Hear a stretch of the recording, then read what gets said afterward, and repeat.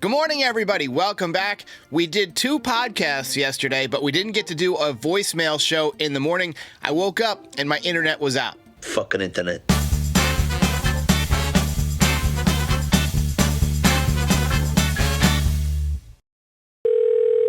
What a gutsy performance from Heel and the boys there to round out that series. That was a good series. Seattle's actually better than I thought they were. They have a lot of pitching. I was impressed with the team. We might see them again playoff times. They'll be there at the end of the year for sure, at least in conversation. You know, you bring up a good point. That was probably the best pitching that the Yankees have seen so far this season, and they really could have won 3 out of 4. If it wasn't for that implosion in the 9th inning of Game 1, they would have won 3 out of 4. But Brian Wu looks amazing. Gilbert's got great stuff. Luis Castillo's obviously fantastic. And the Yankees were able to get it done. So kudos to them.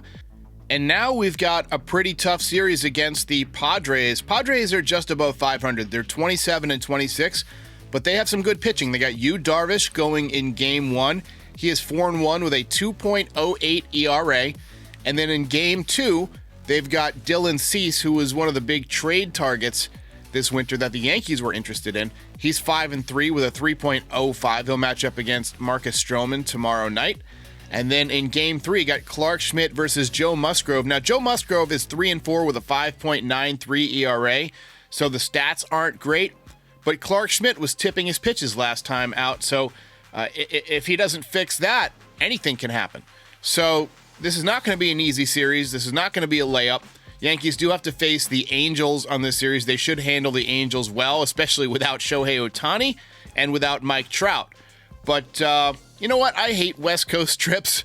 I honestly hate staying up till like 12:30, 1 o'clock in the morning watching the games and doing the post-game shows and so forth. But we're going to have Terrence Kem on for a few of these, West Coast games. Looking forward to Yankees kicking a little ass in San Diego. Hey, Derek. One of the things I found the most interesting at this point of the season is how the pitching just seems to get better and better with every start. Most of us expected the offense to perform well, but it's just like every starter in our rotation and bullpen has been dominant day in and out. Although we lost our best pitcher in Cole during spring training, our pitching staff has a 2.92 ERA compared to 2023's Yankees' 3.97 ERA.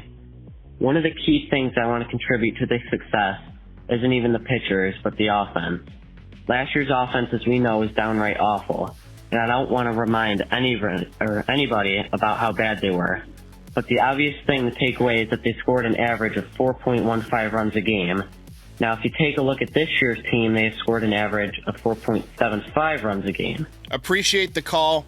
We knew the offense was going to be better just by adding Juan Soto, but having Verdugo in there, having Volpe become a basically 280 hitter instead of 209 and not constantly striking out has helped. We're getting production out of Giancarlo Stanton, which we didn't get much of last year. Oswaldo Cabrera really stepped up in the first couple of weeks of the season when a lot of guys weren't hitting yet, quite frankly, and he drove in 20 runs, basically. So there's been a lot of positives from this offense.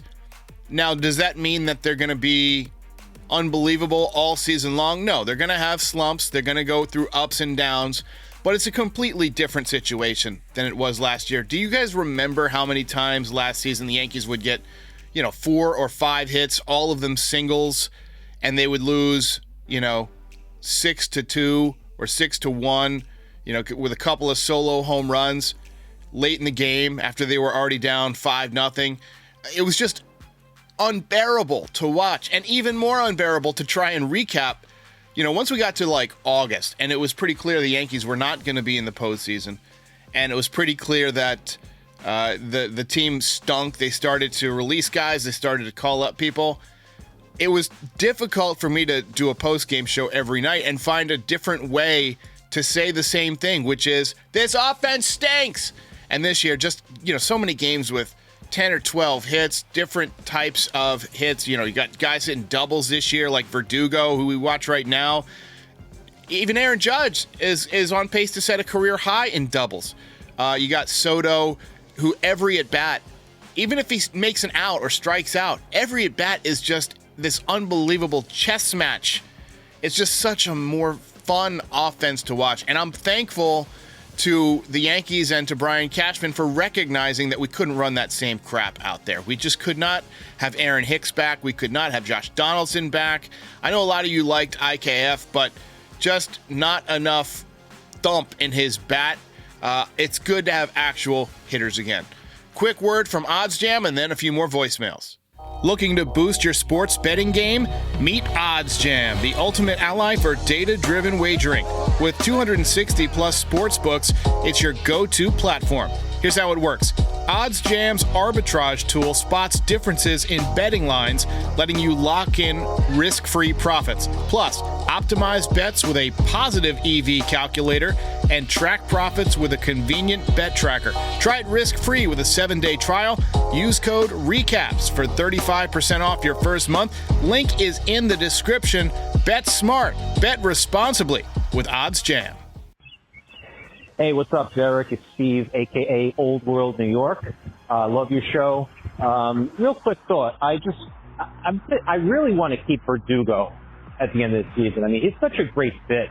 I mean, assuming he just keeps this up the rest of the year, I just really think he does so well here. He's playing, he feeds off the energy of the fans very well. He's performing. I mean, assuming he keeps this up for the rest of the season, I'd love to re-sign him. Now, I know we have the Martian waiting in the wings, but this may not be a popular move, but I mean, re-sign Verdugo. He's still relatively young. Obviously, re-sign Soto. And maybe trade Dominguez for like Mason Miller. You're making me very upset. You called in the wrong show if you're suggesting trading the Martian. I think Jason Dominguez, I'm probably his biggest fan of any of the Yankees content creators. I've been following him since he was 16. I've loved his swing since the first time I saw it. To me, it was like looking at the Mona Lisa for the first time. Actually, I think it might even be prettier than the Mona Lisa. Definitely not going to trade Jason Dominguez, not to keep Verdugo. Verdugo's a nice little player, but he's going to make 10 times more than Dominguez is going to make over the next, 4 or 5 years, at a time when the Yankees need to save money for Juan Soto. And he's like, 7 or 8 years younger, without looking it up. I mean, he's a switch hitter. Come on. Hi, Derek. Simon Rosenthal calling from Bella Vista in New Haven, Connecticut. The Yankees win. The Yankees win. And my gift from God hits another home run. I'm telling you, Derek, Judge is unstoppable. All those people out there who say, Judge is not going to help this team, what's wrong with him? They have to go and eat crow now, Derek. You make sure every one of those people who doubted the master, me, they got to go eat crow. Simon, I wish I could bottle your energy. I could use it this morning, and I could definitely use it to stay up for some of the post games on this West Coast trip. But yeah, Judge is back. I mean, he's got an OPS over 1,000. He's got 15 home runs now. And my guess is, and my prediction is, he's still going to be the first player in the American League, maybe Major League Baseball, to hit 20. I think he's going to be the first to 20. And you know who he always hits really well against? The Angels. So watch out in that Angels series. I think he's going to go absolutely ballistic. And my guess is 20 home runs by the time he gets back in the Bronx. That's the prediction. All right. We did 2 shows yesterday. We did Andy Martino, where we talked about Brian Cashman for about 25 minutes. And honestly, it was one of my favorite podcasts that I've ever done. Andy is so interesting. His stories are funny. He's really funny. And it hasn't done super well because we did a podcast right after that with Max Goodman, which is about, the beat report, basically what's going on with the team right now. Go watch both of those if you haven't. They were both outstanding interviews. Both those guys are great. But the Brian Cashman discussion with Andy Martino is hysterical at times. So check that out. And obviously Max Goodman on the show constantly. He's one of my favorite guests. And he makes a lot of great points as well. So we talk a little bit about the media game and what it was like to play at Yankee Stadium and so forth. So tune in for both of those. We got a late game tonight. We'll be back probably around midnight tonight. I'll be doing a live show on my other channel, which we have rebranded The Dudes instead of We're the Dudes.